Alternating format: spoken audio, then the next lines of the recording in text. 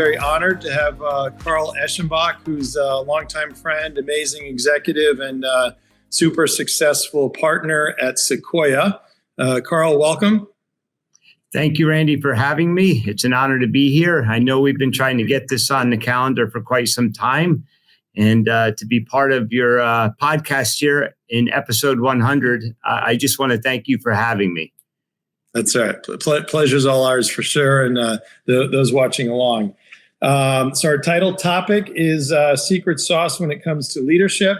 We're sponsored by Gong, which we will touch on later on, but they're certainly poised to be one of the leaders in the sales tech stack. They're sponsor of sales community, revenue intelligence, and then now spanning across to kind of forecasting in some other areas. And I was joking the other day with Chris Riley. It's amazing all the stuff that we would do manually ourselves, and now everything it's just kind of so automated. Not that it's making life easy, but it's certainly easier, right, for CROs and sales leaders. Well said, Randy. I hate to showcase our age here, but when we were younger in sales leadership positions, the tools that are available today, like Gong, we just didn't have. And sales today is as much data driven as it is science or art. So I think these new sales tools like Gong are very valuable to anyone who wants to use them. It's a different world for sure from when we grew up, right? Yeah, amazing. I would say everybody's spoiled these days, right? And certainly you've been amazing for a lot of reasons, but the boards that you're on, I don't know how you do it: Zoom Video, Snowflake, UiPath, Workday, Palo Alto, Cohesity, Aurora, Gongs, Salt Security, Cresta, Grafana Labs, Armis, Thousand Eyes, and then most importantly, I'm sure, is your advisory board role with Sales Community, which certainly thank you for that. Oh, thank you so much, Randy, for having me part of your sales community. And yeah, there are a lot of boards. It certainly keeps me busy on top of being responsible for investing here on behalf of Sequoia. But I enjoy it. I enjoy the diversity of the boards. I like having some public, some private. And I like the ability to be able to context switch from one type of company and technology to another on a pretty regular basis. There's days where I have sometimes 2 or even 3 board meetings in a day, and to have to be able to context switch from one to the other just keeps your mind very stimulated and keeps you on your toes. Yeah, I mean, I'm sure you're the most prepared out of everybody as well going into those. So also too, so for those that are members of Sales Community, thanks. For those that are not, you can go to salescommunity.com and you'll see a link in the upper left-hand corner that says fall free. So you get a free year membership, lots of great content for those that want to learn more and sell more, and certainly great networking opportunity. So as I said before, I think I've known Carl for probably over 20 years. We couldn't remember exactly when, but certainly have admired him from afar. And then is always, as I said before, just crazy responsive. And really can't say enough great things about him as a human, as a parent, certainly as a leader, and then now amazing VC and an investor. I guess Sequoia is probably getting big enough. Do you designate it as a VC or VC/private equity? No, I don't think so. We are definitely a venture firm. Our objective here at Sequoia is to invest in companies from the seed round to IPO and beyond. We have funds that span, the early stage, the growth stage, and into the public markets. But we would definitely not classify ourselves as a private equity firm. We don't do buyouts. And our sole purpose in life is to find the outliers who want to build enduring companies and invest in them from the early stage all the way through IPO and beyond. And that's our focus.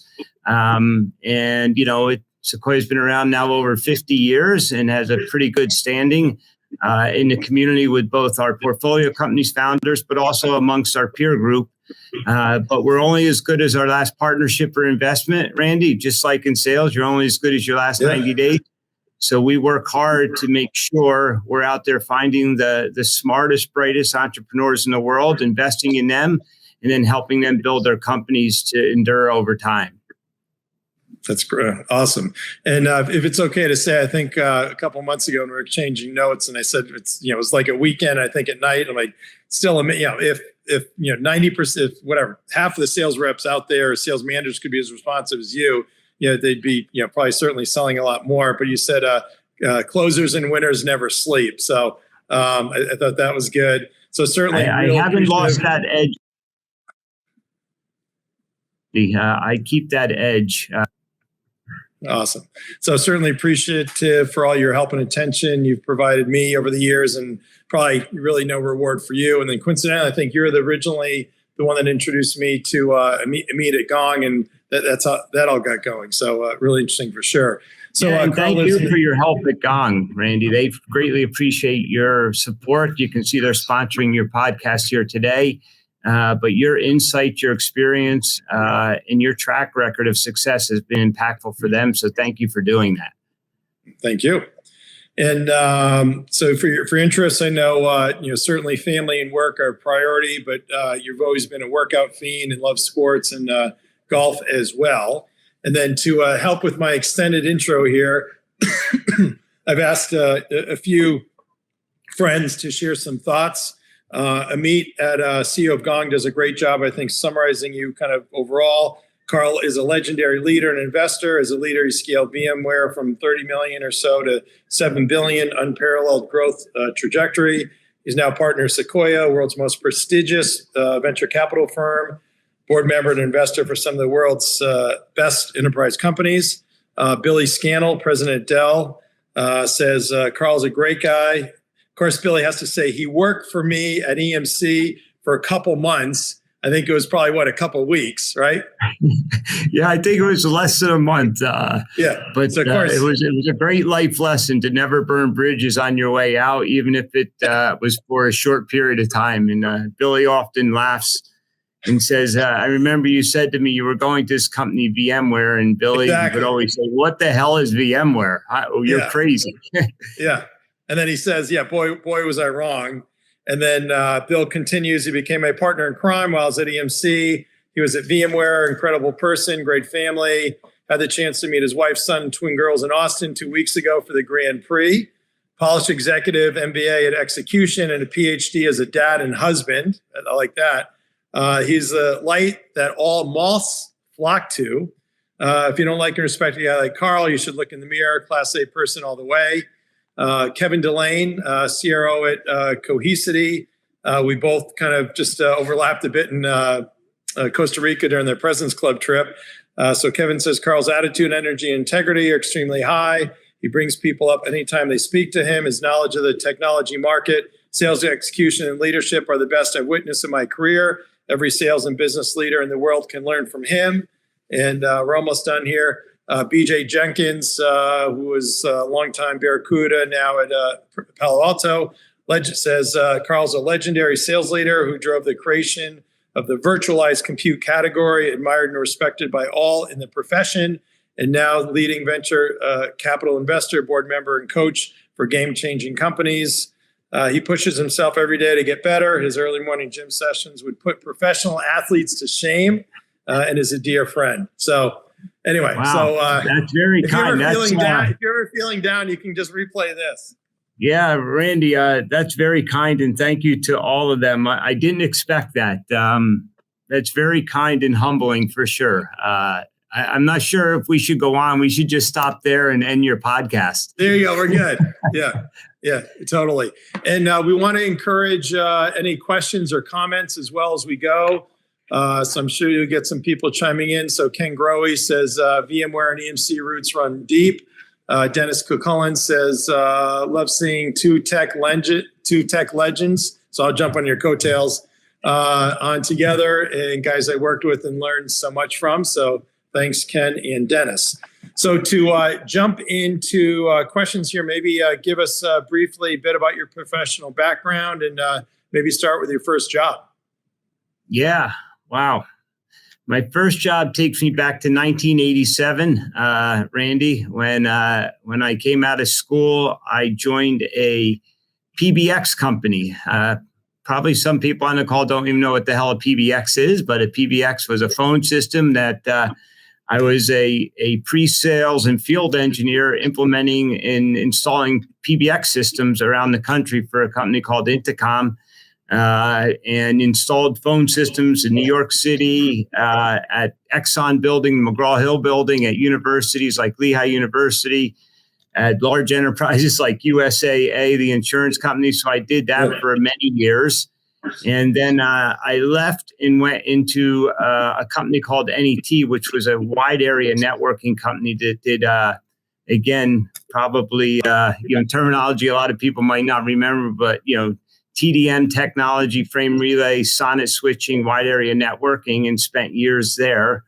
I think I was there for probably 6 years, Randy. And in my last year there, I did an interesting role. I was in the pre-sales. I was an SC for 5 or 6 years, and then my last year there, they wanted to try this new role, and the role was called a sales engineer, where they wanted to take a person and make them both a SC and a sales rep. So you were, in this case, being a male, I was a one-man band, and I was responsible for a number and all the technical attributes of selling the product.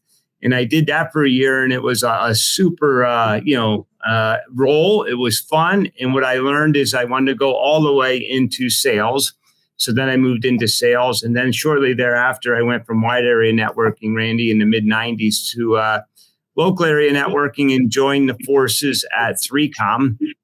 And while at 3Com, I was in sales for a year or two. And then I was fortunate enough to get promoted into my first sales leadership job at quite a young age. A gentleman named Larry Costanza, who's my boss from back in Jersey, promoted me, and I thank him for that to this day. And I spent many years there, and then a quick 6-month stint, late 90s, at Lucent Technology.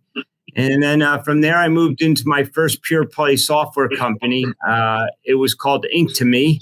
Ink2Me was a content, caching and network, content distribution business and a search engine business, and was there for, 3 or 4 years. The company went public during the .com days, Randy. It was, I still think to this day, it was probably one of the fastest 5 rising stocks during the .com days. And it was also one of the fastest, 5 to come down the other side too. But it was a hell of a journey and a lot of fun. And it was at that point, I was still living, I'm from Pennsylvania back east, Randy. I was still living back east. My wife had just had twins, and I was commuting to California for Ink2Me. And we finally said, that's just not going to work. We got to make a change. And I was fortunate enough to run into a lot of your friends and peers at EMC, because I was in New Jersey, Pennsylvania area, and I joined the likes of Kevin and Billy and team at EMC, running the global accounts in New York City, and it took me off the road from having to travel to California every week. So I was happy, my wife was happy. I'm not sure if my twin girls were happy. They were, less than a year old, but it made the family happy. And this is where it got a little bit funny. Looking back, I say funny, but at the time, Randy, it was stressful. I think I was at EMC for 3 weeks, and I got introduced to this lady, Diane Green. Yeah. She said, listen, we're building out a field organization. We have this product. We think we can take it to market. And I met her through another colleague that had just joined the company as the head of sales, and he was going to bring me in to run the Americas. And I remember meeting Diane and saying to myself, if they can do what she says they're going to do, which I honestly question, this was like mainframe virtualization technology taken to open systems into the data center. If they can do that, I'm like, wow, they could change the landscape of computing and the data center forever. And I thought about it for a little bit. And then my biggest decision was how to tell my wife I'm going to work for a California-based company again after 3 weeks. And then the second big thing was having to tell the great people at EMC at the time that I was going to leave.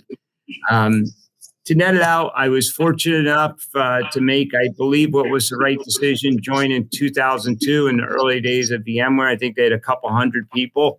couple people in go-to-market, and off we went. And it was an amazing 14 and a half year journey at VMware. I did just about every role except for the CEO role, including I was a CFO for a few quarters while we were absent as CFO. I had to do that as a public company. So it was a great experience. But then it was time to be back home, Randy, and be with the family again, as the children were now 3 kids all going into high school. So I got fortunate opportunity to join Sequoia.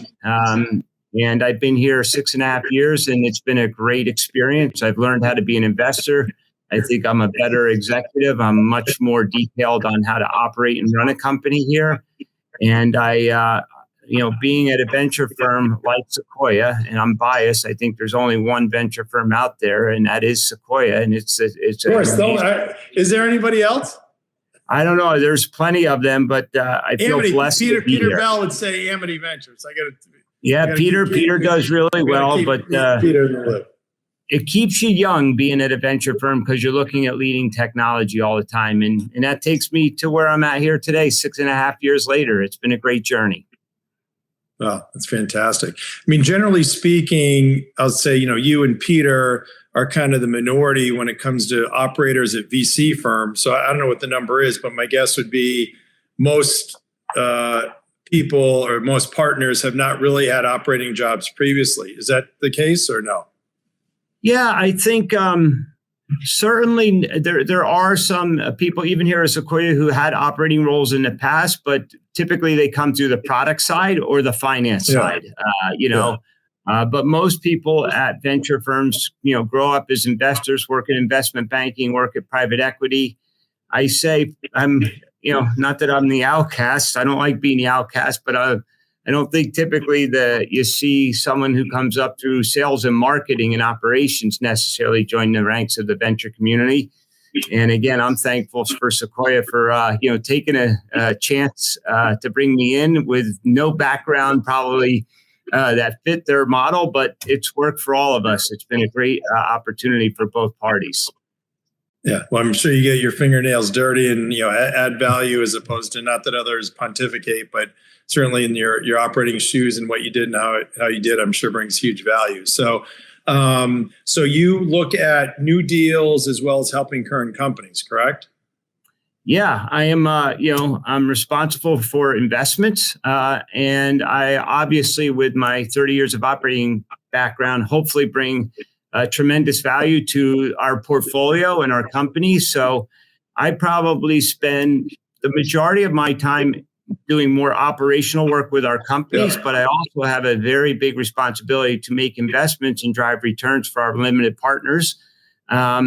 It depends. Every day is different. Today's a day where I have a couple board meetings and a call with you. And then, tomorrow I'm seeing 2 or 3 net new companies. So every day is slightly different, but it's a combination of investing. I help with leadership inside the partnership. And then, working with our portfolio companies to help them build, grow, and scale. That's great. So I'm sure Sequoia has, long profile criteria for winning companies, but kind of what do you find if there's kind of 3 things that kind of separates kind of company that you choose to invest in versus ones that you take a pass on? Yeah, that's a great company. And I think there are some, if you will, there's some commonality about how we look at companies and decide to make investments. But then I also think each individual partner has their own way of coming up with their own belief of whether or not we should invest in a company. For me, I look at it 2 different dimensions. First, what is inside the building? Meaning learning about the founder, the entrepreneur, their ability to recruit, grow, and scale, to identify with their own weaknesses, because as a founder, you got to bring in a team to surround you and, amplify your weaknesses, but also support your strengths. So I really focus on that founder and their ability to recruit people and a team, whether or not they have experience in whatever it is, the domain or area that they're, going into. What is their background? I go all the way back to their childhood. As you know, Randy, there's certain things you can hire for, but you can't hire for passion and drive. So I like to find out about the person. So I start inside the building first, or if it's a really young company, it might not be inside the building because there's no building, but you have to find out about them as a person. And then I look at what's happening outside the building. There's two different types of companies that you can invest in. One, what we call category creation companies, companies that go out and create a new category, build a big company, and overnight become a market leader of a big segment that they help create. An example would be, virtualization, what Diane and her team did at VMware. We were fortunate to become a category creator and then a category king. The second type of company is a company that is going after a market that has a large TAM, but that has lacked innovation for years, and it's ripe for disruption. A company you mentioned earlier, where Kevin Delane's at, Cohesity, right? The backup market, the data recovery, the data protection market has existed a long time, but hasn't seen as much innovation in the last 10 years or so. And someone like Cohesity comes and disrupts that market with a new solution around data management. So I look at whether the company is going to create a category company, type of company. That's hard, really hard. Or are they going to disrupt an existing market? And both can be successful. So we look inside and outside the building as one way to think about how we look at new investments. And I didn't get into all the metrics and how we dive deep into all that stuff. But as you could imagine, we go pretty deep looking at the financials of the company, especially on the growth team where they have numbers. You can see how the business is functioning and how well they're driving growth. Great. And then speaking of Cohesity, I just think in small world. So I think you got introduced to them through me because I was on the advisory board with Mohit, and then had met with Gaurav and Bill. And that was when you're at VMware, well before you're at Sequoia. And I think connect the dots, and we're doing, so there's some time there for Veeam. I forgot what it was, but then introduced you, and then that led to, I think, you being on the board and being involved. So small world for sure. Yeah, it was once I joined Sequoia, it was one of the first companies that I got engaged with and started to work with, for the last now almost 6 years. It's been a fun journey. Yeah. And you have Sanjay now from VMware as a CEO, correct? Yeah, we brought Sanjay in 3 months ago, and he came in as CEO, and Mo had stepped into running all product and engineering, which is where he's amazing at. He's one of the smartest founders I've had the opportunity to work with.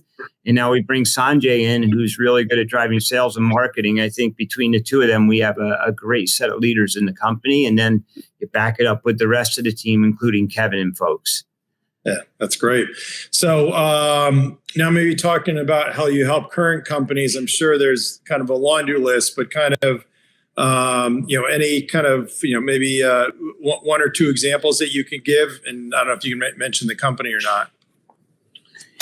Yeah, well, I hope if you ask my companies that I get to work with, they'll have lots of answers here. I think, obviously having, almost 3 full decades of operating experience, I just bring them, insights and thoughts about things they probably haven't thought of. We often like to say we can help them see around corners where things might be coming that they're not aware of. I spend a lot of time hopefully mentoring both CEOs and the leaders of the company. I'm quite active in recruiting and helping build out the leadership or management team in the company. I'm quite active in building out the boards and helping get the right board of directors around the company to help them get influence from outside directors. And then, I'd say lastly, my Rolodex with customers has remained relatively fresh over the years. Yeah. And an area I love to spend time is I am pretty damn active with all of the companies and helping them drive sales and close business and build relationships and make those introductions. So hopefully there's a whole bunch of things. And then, now I've been very blessed to be part of maybe 5, 6, 7 IPOs. So going through the IPO process from taking a company from the private market into the public market is not an easy task. And having been through that many times, hopefully it can be quite beneficial for companies that are ready for that stage. Yeah. Yeah, absolutely. So before I get into some of the leadership topics, we have some questions I'll try and buzz through. So Jesse asks, Carl, will you be paying $8 for the blue check on Twitter? I probably won't. I am not the biggest Twitter user myself. I follow it, and some of my younger partners are extremely vibrant on it, and I watch them, and I get my enjoyment through them. But personally, I probably won't. And I don't know if that's an age demographic thing or what, but I watch it, I listen to it, but I can't say I'm out there tweeting too often. But my partners in Sequoia is very active and does a great job on it.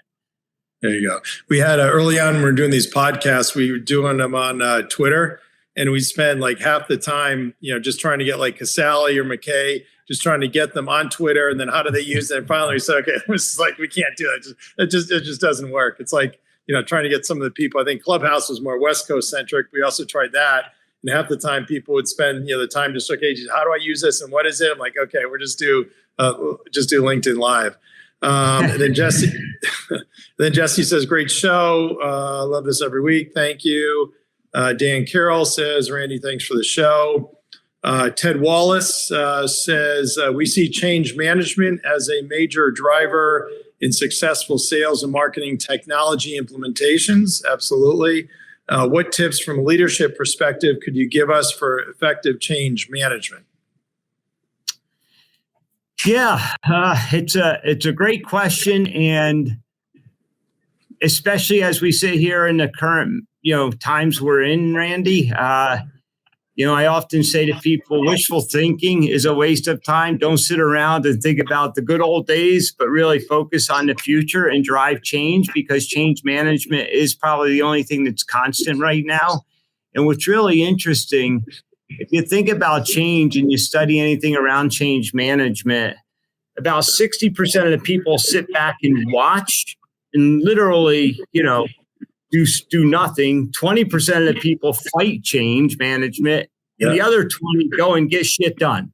You want to be part of that other 20% that's getting things done and driving change management, because in the climate we're in today, and potentially even broader headwinds going forward, if your company, right, is not changing as fast as what's happening outside the walls of your company, death is near. And you just got to be open to change. You have to communicate change. As a leader right now, more than ever, open communication is critical. You need to be clear. You need to be concise. You need to do it with a sense of confidence.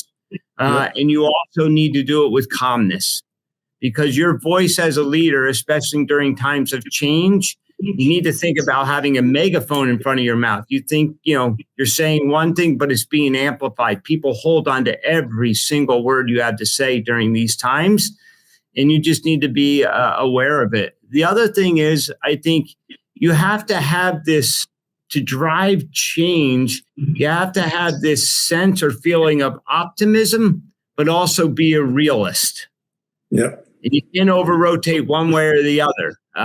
But people do look for leaders right now, and they're holding on to what you're saying. They're leaning on you, looking for advice. It's a challenging time. And I think this is when the greatest leaders are born and come out the other side, are during times like we're in right now.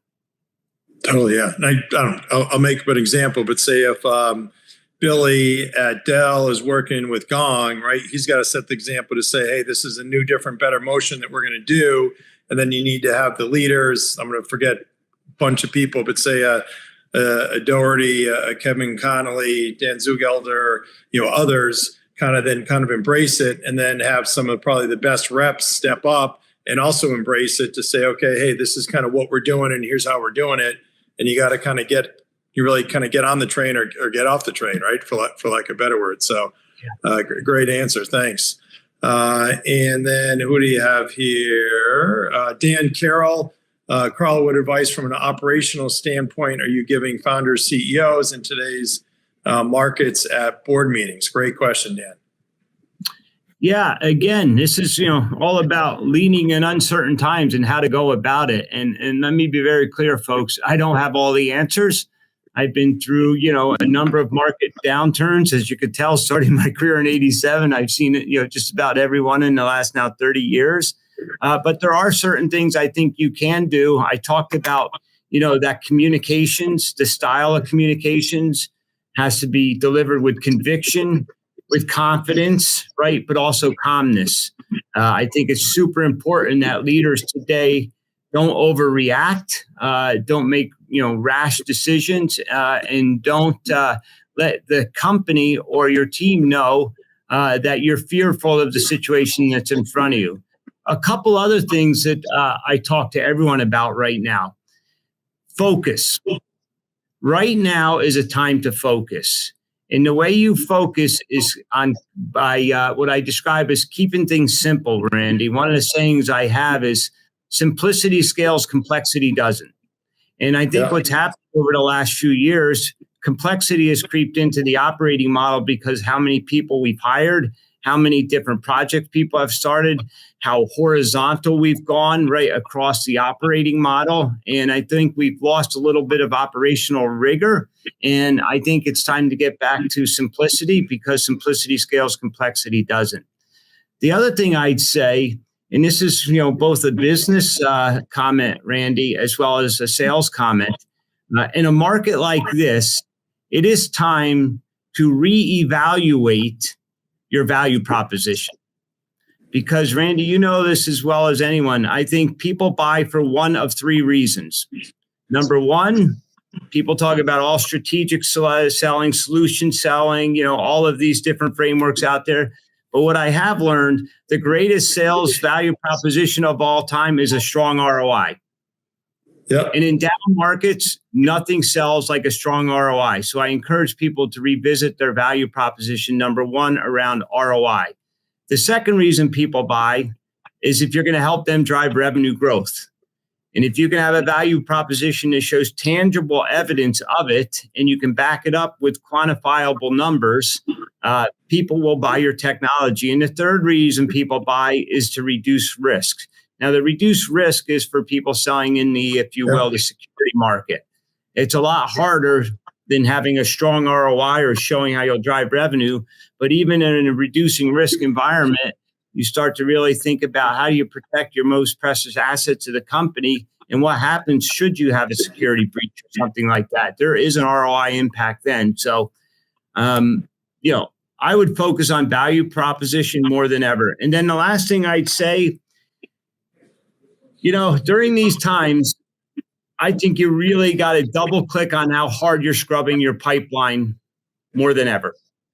Because in times of uncertainty, sales reps, sales leaders, sales teams reach for anything that sounds like an opportunity. They qualify things out more than they qualify things in. So I think being really open with your teams about the importance of qualifying, time is precious during, a moment like this.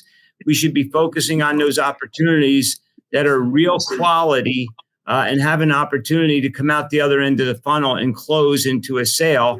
So cleaning up that funnel, not expanding it because people grasp for anything. They get those kind of elephant ears. Everything sounds like an opportunity when in fact, right now, it's a lot harder to sell. Absolutely. And I'd put a kind of a icing on the cake, which I'm sure you're all in agreement with, but just sales 101. I do a weekly LinkedIn post. I might be old school, but I can't tell you how many examples of things, just people not kind of stupid stuff, right? Doing the follow-up. Okay, what's the agenda for the call? What's the executive update? Kind of how are you plugging everything in? How are you connecting the dots? What is that value prop? It's just, it's sort of this, it's almost like a lost art. Sorry, I guess I get a little banging right there. And then I am losing my spot here. Ken Growe said, always make news, don't report the news. Okay. And then, so John Cotter, thanks for being your criteria for founders and companies to invest in. How about a sales perspective, evaluating Series A, B companies to join? And Mike, we're going to be running out of time. So if I could ask, maybe just kind of, your answers are fantastic, but maybe just a bit briefer. And this is specific to series, A or B or C. Yeah, A, B companies in this case. Yeah. Listen, it's, and sometimes in Series A, Randy, they don't have a sales team. They're still trying to find product market fit. So I think, in Series A, a lot of it is helping them find that first sales leader. Series B, once they have product market fit and a sense of repeatability, we spend time helping them recruit that first sales leader. I think, that's something we do very well here at Sequoia because of our deep network. But we help them across every stage of growth. We actually have this whole way to show people to grow a sales organization that we can take offline from a Series A to scaling it up to billions of dollars. We have a framework for that. Gotcha. Awesome. Yeah. I'll say that, not call it a cookbook, but kind of the playbooks certainly are legendary for sure. Then Ted Grossman, are you familiar with Alexander Group? I am. So they're fantastic. Actually, just did a invite-only CRO webinar with them earlier that went over really well. But they're a fantastic group. So he says, Ted says, Carl, in the last several years, you see titles like CRO, CCO. Are you a believer in cross-functional go-to-market leaders, or do you like more of single-focus management? And I'll add on there specifically, do you think a CMO and CRO function should be separate or one under another? I don't think it's a one-size-fits-all answer. I believe at a certain scale, you can have a CRO title. It's funny, I was on a board meeting call today. They're going to hire a CRO. And the first thing I asked the CEO is, what functions will the CRO have responsibility for? Because they're going to have the CRO term, in my opinion, is super overused. Right. Does it own customer success? Does it own support? Does it own pre-sales? Does it own marketing? There's a whole bunch of things that can be included in that or not. I will tell you, what gets put under the CRO title depends on the CRO. Yeah. I know CROs who have the responsibility for everything that is customer facing. And then I know CROs who basically run the sales function. I don't think it's one size fits all. Yeah, totally. And by the way, I don't know if you know, actually I have a recruiting business. I'm sure you use all these fancy retained firms, but we can do a good job for you as well if somebody wants great people and good value. So anyway, moving on. Ken Doherty, great sales leader, Dell, says this discussion podcast spectacular. Carl, you mentioned two approaches when investing. One, startups that create a new market opportunity, and two, companies that have disruptive technology in an existing market with a large TAMs.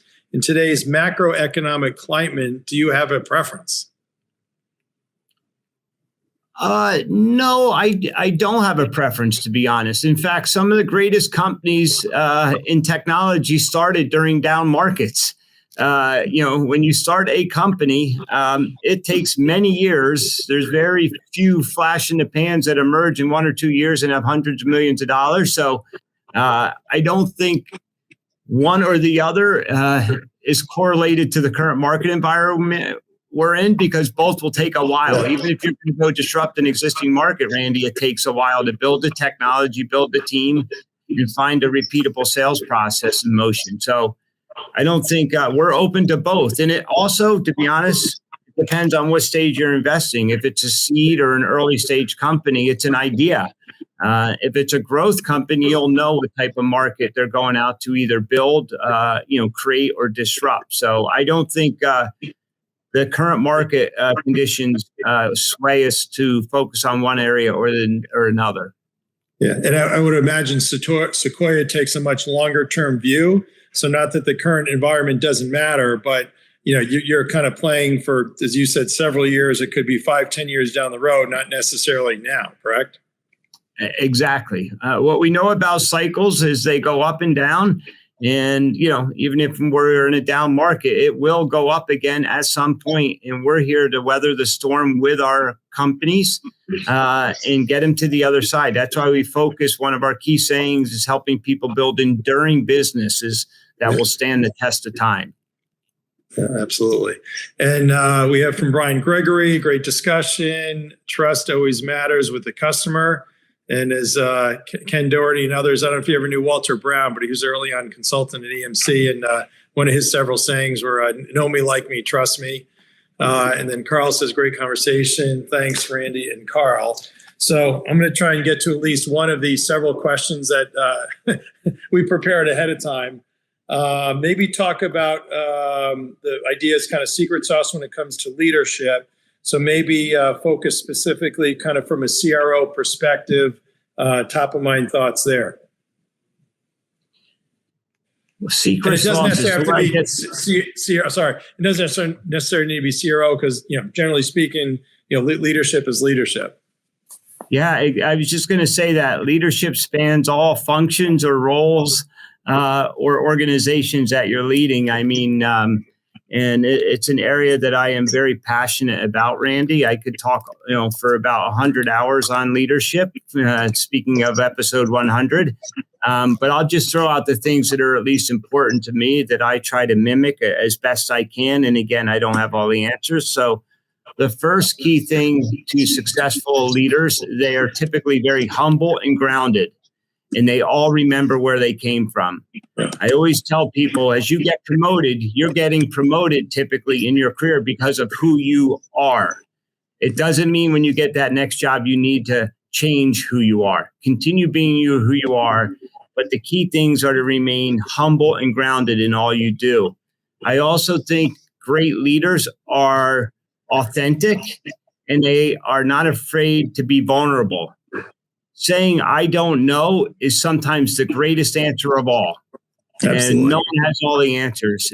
But I also know no one wants to work with someone or for someone who believes they have all the answers, right? I think, it's not fun and people see right through it. I also think what I say, Randy, is E and E are contagious. And people say, what is E and E? Well, it's energy and enthusiasm, especially as a sales leader. If they're energetic and they have enthusiasm, you've seen it, Randy. You walk into a room, a conference room, you're at a sales kickoff conference. You know when that person has energy and they're enthusiastic, it just permeates the rest of the organization. And as a leader, we talked about earlier, people are watching you, right? So if you don't have that, I just think it's a lost art and trait, and you can't teach that. That's just how people are. And then just because we're short on time, I think there's 3 types of leaders. And for those people who maybe heard me speak about this in the past, you'll recognize it. I think there's first type of leader out there is the motivational leader. And we all probably like working for a motivational leader. But if you stop and just think about what a motivational leader does, he or she pushes people. Motivation is a push technique. And that's great because that's how you get the best of your people. You need to push them. You need to drive them. And we all have a motivational button in our body at some point. The leader's responsibility is to figure out what that is and push it. At the same time, Randy, there's another type of leadership that I personally think can be or is more powerful. And that's the inspirational leader. And the reason I say that, if you think about an inspirational leader, it's not a push technique, it's a pull technique. They draw people into them. They draw them into their mission, their objective, their strategy. And then that team doesn't want to let her or him down. That's an inspirational leader. And then the third level of leadership is the one who knows how to do both. Because there are times, Randy, when you needed to be pushed probably and get that little extra out of Randy. But then there's other times people inspired you and pulled you in. So the leaders who can do both, motivational leader and inspirational leaders simultaneously and figure out through experiences when to use which one, I think end up being the best leaders out there on the planet. Absolutely. And then I'm not sure if it's a different level or cascades across all of them, but I know something we're both big believers in is kind of leading by example as well. I mean, there's so many times I think you have leaders that do what you just said, but like, oh yeah, the rep's not doing this, rep's not doing that. Well, what are you doing to actually show them? What are you doing to then reach out to that prospect, to be on that call, to do the follow-up, to work with whatever the executive is above them to say, okay, here's how we're going to handle that objective. Here's how we're going to push, for lack of better words, to get the deal done, showing the value and everything else. And then kind of recap that for your org to say, look, here's a situation. I'm not going to throw so-and-so under the bus, take it as learning opportunity. But that's something with that leading by example area that today I just see lacking. Yeah, it's well said. Another way to describe those people are do the dishes leaders. Is the leader when they walk into the break room or the kitchen willing to go and clean the dishes that are in the sink? They should be. Now, let me also then a little bit speak out of the other side of my mouth or contradict what we both just said. I think there's another type of leadership out there everyone talks about, but I don't think it's well understood, and we won't get into the details. I'll give it a very surface level, discussion here. Is everyone says they want to be or they try to be a servant leader. And if you asked everyone on this call what servant leadership means, I will tell you, you'll get a different answer from almost everyone. But if you go and study what true servant leadership is, think about the very first word of servant leadership, and that is to serve. And I fundamentally believe the greatest leaders, regardless of role or capacity, are the ones that serve their people. They're not leading them. And through that servant type approach, your leadership gets displayed and everyone becomes more successful. Absolutely. Amen for sure. I call it the kind of reverse pyramid, which usually people have a hard time dealing with. So all right, I'm going to try and do two quick questions here. Actually, I have to chime in if it's okay. Ken, who I respect immensely, best leaders action-oriented, no better example action-oriented leadership than Randy. Appreciate that. And, Carl, amazing example. So second to last question, Carl, what book are you reading now? To be honest, I'm not a big reader, but there's a couple books that are on my nightstand that are always there. One is called Halftime by Bob Buford, which is a super powerful book for people trying to understand the importance of their own life and how to shift their life from a life of success, which we all had at one point, to a life of significance. And I will tell you, as a leader, when you move from focusing on success in your own success to focusing on significance and being a servant leader and how you impact others, your success goes up dramatically. And then the other book that is on my nightstand is actually a book, Randy, written by my sister called Abound. And it is very specifically, about servant leadership. It's a really interesting book that my sister wrote. That I always keep next to my nightstand to remind me of who I am, where I came from, and how I should act as a leader. Wow, awesome. And I'll put in a shameless plug. You're kind enough to give me a testimonial for your go-to sales advisor. So thank you. Lots of great folks. Ken Doherty, Ken Growe, Chris Riley, others participated. So maybe last question, any PG Randy story that you have? I have lots of stories, but I'm not sure they're PG, Randy.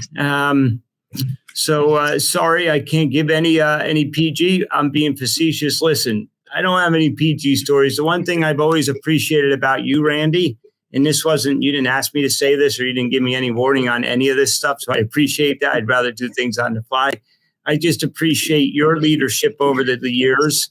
But something I appreciate probably more than that is just your commitment and loyalty to your family, to your children, and being there for their sporting events and finding a time to live that balanced life between your professional career and all the success you had, and making sure that the family is first and foremost top of mind for you. I think that's something that's really hard for people to do when they find success. And it's super important to find that balance. Actually, Randy, you're living proof of this. I think, people say work-life balance. I think it's really hard because it does get out of balance. It's impossible not to. I think if you focus on the word harmony, how do you have work-life family harmony? then it all works together as one. And sometimes it gets in balance and sometimes it's out of balance, but it's harmonized to give you a great life, both personally and professionally. And I think I've seen you do that nicely. Great. Thank you very much. Means a lot for sure.